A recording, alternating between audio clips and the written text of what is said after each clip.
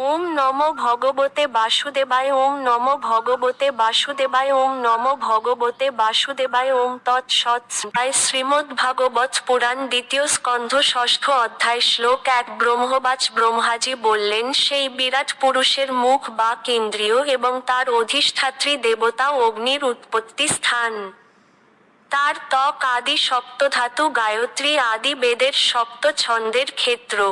তার জিহ্বা হব্য, দেবতাদের অন্য, কব্য, পিতৃদের অন্য, অমৃত, মনুষ্যদের অন্য, মধুরাদি সর্বিধ রসের উৎপত্তিস্থান। 2। তার নাসারন্ধ্রদ্বয় সমস্ত জীবের প্রাণের ও বায়ুর উৎপত্তিস্থল। তার ঘ্রাণেন্দ্রিয় থেকে অশ্বিনী কুমারদ্বয় এবং সর্বপ্রকার ঔষধি উৎপন্ন হয়েছে এবং শ্বাসশক্তি থেকে বিভিন্ন প্রকার সুগন্ধি উৎপন্ন হয়েছে। 3। তার নেত্র রূপসমূহের এবং রূপ প্রকাশক বস্তুসমূহের উৎপত্তিস্থল। তার নেত্রগোলকদ্বয় স্বর্গ এবং সূর্যের উৎপত্তিস্থল। তার কর্ণদ্বয় দিকসমূহ এবং সমস্ত বেদের উৎপত্তি স্থান। এবং তার শ্রবণেন্দ্রিয় আকাশ এবং সর্বপ্রকার শব্দের উৎপত্তিস্থল। 4। তার শরীর বস্তুশক্তি সমূহের এবং সৌভাগ্যের স্থান। তার ত্বক গতিশীল বায়ু, স্পর্শ এবং সর্বপ্রকার যজ্ঞের উৎপত্তিস্থল। 5। তার রোমসমূহ সমস্ত বনস্পতির উৎপত্তিস্থল। তার কেশদাম ও শ্মশ্রুসমূহ মেঘসমূহের উৎপত্তি স্থান এবং তার নখসমূহ বিদ্যুতের, শিলা ও ধাতুর উৎপত্তি স্থান। 6। ভগবানের বাহুদ্বয় মহান দেবতা এবং জনসাধারণের রক্ষক নেতাদের উৎপত্তিস্থল। 7। সেই পুরুষের পদক্ষেপ ভূলোক, ভূবলোক এবং শলোকের আশ্রয়ে। তার শ্রীপাদ পদ্ম আমাদের সকল প্রকার প্রয়োজনীয় বস্তুসমূহকে রক্ষা করে, সর্বপ্রকার ভয় থেকে রক্ষা করে এবং সর্ববিধ কাম ও সকল প্রকার বর আশীর্বাদের আশ্রয়স্থল। 8। ভগবানের জননেন্দ্রিয় থেকে জল, বীর্য, জনন, বৃষ্টি এবং প্রজাপতিদের উৎপত্তি হয়েছে। তার জননেন্দ্রিয় সমস্ত সুখের কারণ যা জননের ক্লেশকে লাঘব করে। 9। হে নারদ, সেই পুরুষের গুহেন্দ্রিয় হচ্ছে যম, মিত্র ও মলত্যাগের স্থান, এবং তার পায়ু হিংসা, দুর্ভাগ্য, মৃত্যু এবং নরকের আশ্রয় বলে খ্যাত। 10। সেই বিরাট পুরুষের পৃষ্ঠদেশ পরাভব, অধর্ম ও অজ্ঞানের স্থান। তার নারীসমূহ নদ নদীর এবং তার অস্থিরাজি প্রবর্তসমূহের অধিষ্ঠান। 11। সেই বিরাট পুরুষের নির্বিশেষ রূপ মহাসাগর সমূহের আশ্রয়স্থল। তার উদর ভৌতিক দৃষ্টিতে নিহত জীবদের আশ্রয়। তার হৃদয় জীবদের সূক্ষ্ম শরীরের আলয়। বুদ্ধিমান মানুষেরা এইভাবে তাকে জানেন। 12। সেই মহান পুরুষের চেতনা ধর্মের, আমার, তোমার এবং সনক, সনাতন, সন কুমার এবং সনন্দন, এই 4 কুমারদের আশ্রয়স্থল। সেই চেতনা সত্য এবং দিব্য জ্ঞানেরও আশ্রয়। 13 হতে 16 আমার, ব্রহ্মা থেকে শুরু করে তুমি, ভব, শিব, তোমার অগ্রজ মহান ঋষিগণ, দেবতাগণ, অসুরগণ, মনুষ্যগণ, নাগসমূহ, পক্ষিকুল, জন্তুগণ, সরীসৃপগণ, গন্ধর্বগণ, অপ্সরাগণ, যক্ষসমূহ, রাক্ষসগণ, ভূতগণ, উরগ, সর্পাদি, পশুসমূহ, পিতৃগণ, সিদ্ধগণ, বিদ্যাধরগণ, চারণগণ, বৃক্ষরাজি এবং জল, স্থল ও অন্তরিক্ষচারী অন্যান্য বিবিধ প্রাণীসমূহ এবং গ্রহ, নক্ষত্র, ধূমকেতু, তারকা, তড়িৎ, মেঘমালা, ভূত, ভবিষ্যৎ ও বর্তমান যে কিছু সকলেই সেই পুরুষ, অর্থাৎ তার থেকে কিছুরই ভিন্ন সত্তা নেই। যদিও তিনি 1 বিঘত পরিমাণ, 9 ইঞ্চি, স্থানমাত্রে অধিষ্ঠিত, তথাপি তিনি এই বিশ্বকে আবৃত করে আছেন।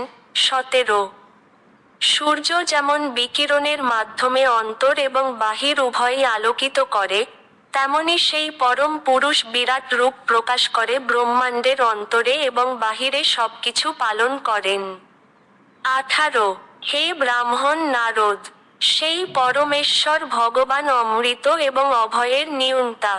তিনি মৃত্যু এবং জড় জগতের সকাম কর্মের অতীত। তাই সেই পরমেশ্বরের মহিমা অসীম। 19 পরমেশ্বর ভগবান তার শক্তির 1/4 দ্বারা এই জড় জগৎ প্রকাশ করেছেন, যেখানে সমস্ত বদ্ধ জীবেরা বিরাজ করে।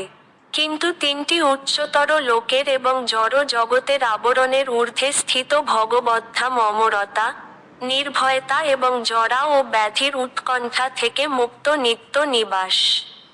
20 চিৎ জগৎ, যা ভগবানের শক্তির 3/4, তা জড় জগতের বাহিরে অবস্থিত এবং সেই স্থান তাদের জন্য যাদের কখনো পুনর্জন্ম হবে না। আর যারা সংসার জীবনের প্রতি আসক্ত এবং কঠোর ব্রহ্মচর্য ব্রত পালন করে না, তাদের জড় জগতের ত্রিলোকের মধ্যেই থাকতে হয়। 21 সর্বব্যাপ্ত পরমেশ্বর ভগবান তার শক্তির প্রভাবে, যারা জড় জগতের উপর আধিপত্য করতে চায় এবং যারা ভগবদ্ ভক্তিপরায়ণ, উভয়েরই পরম নিয়ন্তা। তিনি সর্বাবস্থাতেই অজ্ঞান এবং বাস্তবিক জ্ঞান উভয়েরই পরম প্রভু। 22 সেই পরমেশ্বর ভগবান থেকে সমস্ত ব্রহ্মাণ্ড এবং জড় উপাদান, গুণ এবং ইন্দ্রিয় সমন্বিত বিরাট রূপ উদ্ভূত হয়েছে। তথাপি তিনি এই সমস্ত জড় প্রকাশ থেকে সম্পূর্ণ স্বতন্ত্র, ঠিক যেমন সূর্য তার কিরণ এবং তাপ থেকে ভিন্ন থাকে। 23 আমি যখন মহাপুরুষের, মহাবিষ্ণু, নাভি পদ্ম থেকে জন্মগ্রহণ করেছিলাম, তখন আমার কাছে যজ্ঞ অনুষ্ঠান করার জন্য সেই মহাপুরুষের অবয়ব ব্যতীত অন্য কোন সামগ্রী ছিল না। 24 যজ্ঞের জন্য যথোপযুক্ত কালসহ, বসন্ত, পুষ্প, পত্র, কুশ ও যজ্ঞভূমি, এই সমস্ত যজ্ঞ সামগ্রীর প্রয়োজন হয়। 25 যজ্ঞ অনুষ্ঠানের অন্য সমস্ত উপকরণগুলি হচ্ছে পাত্র, শস্য, ঘৃত, মধু, স্বর্ণ, মৃত্তিকা, জল, ঋগ্বেদ, যজুর্বেদ, সামবেদ এবং যজ্ঞ সম্পাদনকারী 4 জন পুরোহিত।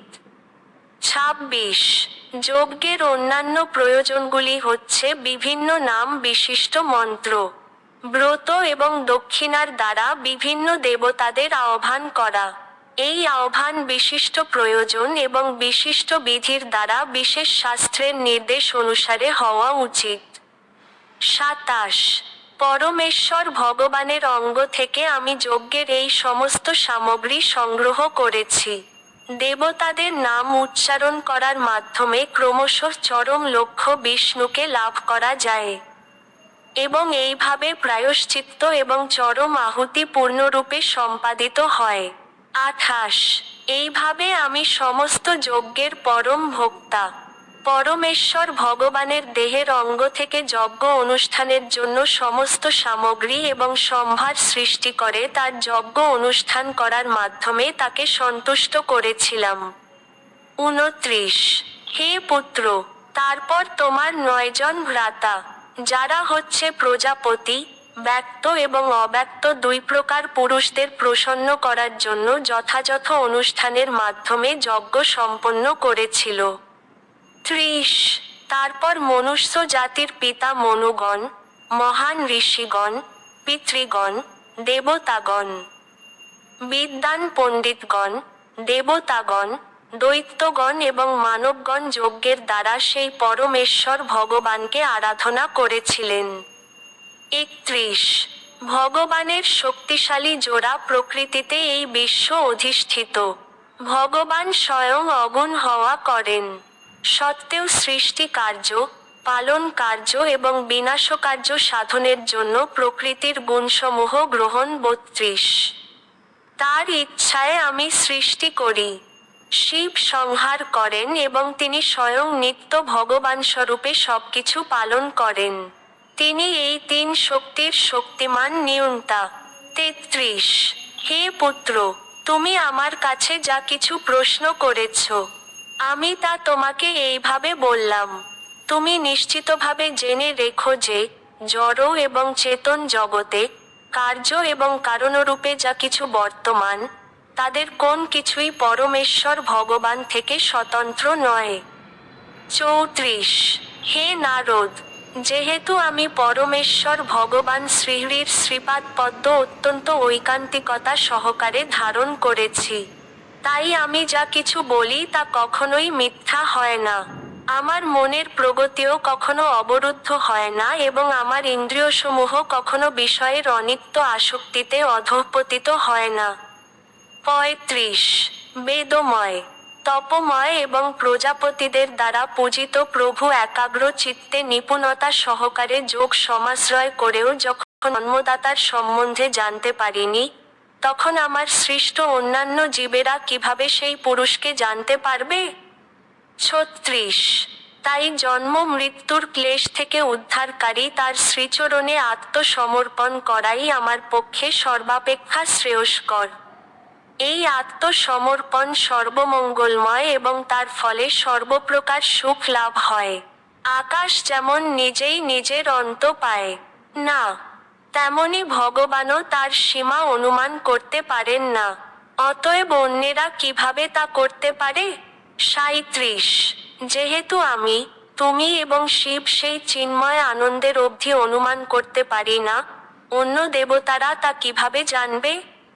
যেহেতু আমরা সকলেই ভগবানের মায়ার দ্বারা বিমোহিত, তার মায়া বিনির্মিত এই বিশ্বকে আমরা আমাদের নিজ নিজ ক্ষমতা অনুসারে দর্শন করি।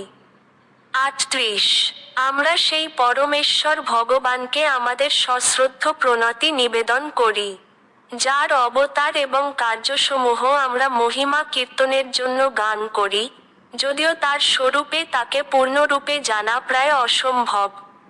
39 সেই আদিপুরুষ পরমেশ্বর ভগবান শ্রীকৃষ্ণ জন্মরহিত হওয়া সত্ত্বেও প্রথম অবতার মহাবিষ্ণু রূপে নিজেকে বিস্তার করে এই ব্যক্ত জগতের সৃষ্টি করেন। তার মধ্যেই অবশ্য সৃষ্টি প্রকাশিত হয়, এবং জড় পদার্থ ও জড় অভিব্যক্তি সবই তিনি স্বয়ং। কিছুকালের জন্য তিনি তাদের পালন করেন এবং তারপর তিনি পুনরায় তাদের আত্মসাৎ করে নেন। 40-41 পরমেশ্বর ভগবান পূর্ণ শুদ্ধ এবং জড় জগতের সমস্ত কলুষ থেকে মুক্ত। তিনি পরম সত্য এবং পূর্ণ জ্ঞানের মূর্ত বিগ্রহ। তিনি সর্বব্যাপ্ত, অদ্বিতীয়, অনাদি এবং অনন্ত। হে মহর্ষি নারদ, মহান মুনিরা সবরকম জড় কামনা বাসনা থেকে মুক্ত হয়ে যখন অবিচলিত ইন্দ্রিয়ের শরণ গ্রহণ করেন, তখন তাকে জানতে পারেন। অন্যথা বৃথা তর্কের দ্বারা সবকিছু বিকৃত হয়ে যায় এবং ভগবান আমাদের দৃষ্টির অগোচরে চলে যান। 42 কারণান্বশাই বিষ্ণু পরমেশ্বর ভগবানের প্রথম অবতার, এবং তিনি নিত্যকাল, স্বভাব, কার্যকারণাত্মক প্রকৃতি, মন, মহাভূত, অহংকার তত্ত্ব, প্রকৃতির গুণসমূহ, ইন্দ্রিয়সমূহ, বিরাট রূপ, গর্ভদোক্ষায়ী বিষ্ণু, স্থাবর জঙ্গম আদি সমস্ত জীব সমষ্টির ঈশ্বর। 43-45 আমি স্বয়ং, ব্রহ্মা, শিব, ভগবান বিষ্ণু, দক্ষ আদি প্রজাপতি। তোমরা, নারদ তথা কুমারগণ, ইন্দ্র, চন্দ্র আদি স্বর্গলোকের অধিপতিগণ, ভুবলোকের অধিপতিগণ, মনুষ্যলোকের অধিপতিগণ, পাতালাদির অধিপতিগণ, গন্ধর্ব, বিদ্যাধর চারণলোকের অধিপতিগণ, যক্ষ, রাক্ষস, সর্প ও নাগকুলের নায়কগণ, ঋষিগণ ও পিতৃগণের মধ্যে যারা শ্রেষ্ঠ, দৈত্যেন্দ্র, সিদ্ধেশ্বর ও দানবেন্দ্রগণ, অন্যান্য যে সমস্ত প্রেত, পিশাচ, ভূত, কুষ্মাণ্ড, জলচর, পশু এবং পক্ষীকুলের অধিপতিগণ এবং এই জগতে যা কিছু ঐশ্বর্যযুক্ত, তেজযুক্ত, ইন্দ্রিয় শক্তিযুক্ত, মনশক্তিযুক্ত, বলবান, শোভাসম্পন্ন, লজ্জাযুক্ত, বিভূতিসম্পন্ন, বুদ্ধিযুক্ত, আশ্চর্যজনক। রূপবান ও অরূপ তা সকলেই পরমেশ্বর ভগবানের অনন্ত শক্তির এক অংশ মাত্র। 46 হে নারদ, সেই পরম পুরুষের লীলাবতারদের কথা শ্রবণ করলে অন্য কথা শ্রবণ করার বাসনারূপ কলুষ বিদূরিত হয়। সেই সমস্ত লীলা অত্যন্ত শ্রুতিমধুর এবং আস্বাদনীয়, তাই তারা আমার হৃদয়ে সর্বদাই বিরাজমান। ইতি পুরুষ সূক্তের স্বীকৃতি নামক শ্রীমদ্ভাগবতের দ্বিতীয় স্কন্ধের ষষ্ঠ অধ্যায় সমাপ্ত। সম্পাদনায় ঋষিকেশ নাথ।